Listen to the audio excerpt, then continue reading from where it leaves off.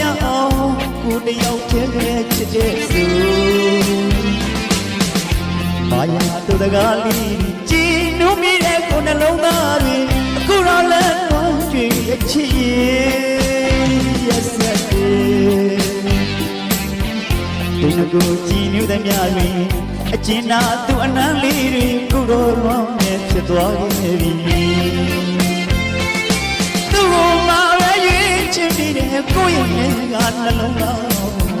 မယုံနိုင်တော့အောင်မဲခံစားရပါရဲ့အချီမခေါ်တာတော့ရပါမှာစွလို့ရင်းနဲ့ချစ်နေမယ်မျောလိချက်နဲ့အသက်မရှိရင်မူကိုဝေးထွက်သွားနေရင်နဲ့အသက်လောက်ချစ်ခဲ့ရတဲ့မောင်ချစ်